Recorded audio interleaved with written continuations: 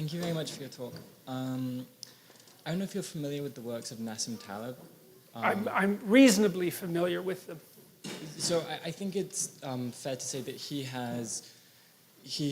talks about the idea that people, and especially modern people, have a failure to recognize the unknowns, right? The unknowns as such. Yes, right.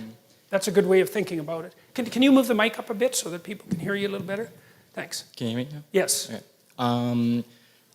Well, I was wondering, do you think that failure might be in some way related to the way that modern people fail to relate to the idea of God? So, in the sense that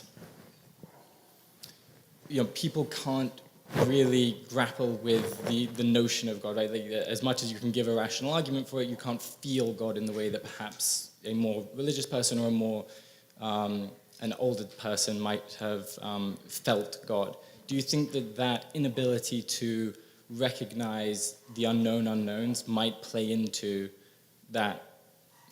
Well, so that seems to me related to this idea of the absence of necessity.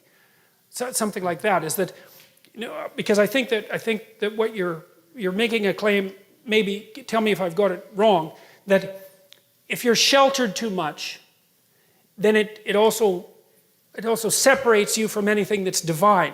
I guess that might be right, because there's not enough intensity of experience. It's something like that. Is that part of the issue?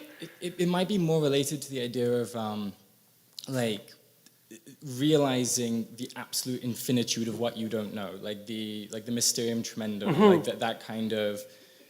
If you believe that through statistical analysis you can get everything under control, and you genuinely believe that at some point you'll get it all under, Yeah. wraps, Okay. Well, well, that's also, I think, part of the danger of rationality that the Catholics have been implicitly warning against forever, is that the rational mind tends to fall in love with its own productions and then to worship them as absolutes, which is, I think, what Milton was trying to represent by his satanic figure in Paradise Lost. I think of that as like a precursor, a prophetic precursor to the emergence of totalitarian states in the modern world.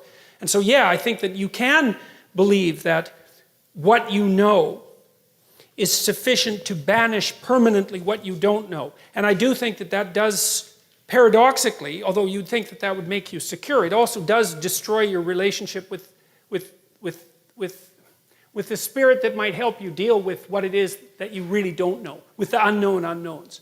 So yeah, I mean, we don't know to what degree extreme experience is necessary to bring forth extreme experience, right? What do you have to be through before you encounter a religious revelation? Well, people might say, well, you can't because there's no such thing. It's like, well, don't be so sure about that. I mean, people have reported them throughout history, but they don't generally occur when you're, that's my favorite trope, when you're eating cheesies and playing, and playing Mario Brothers, right? So, yeah. So that's the best I can do with that.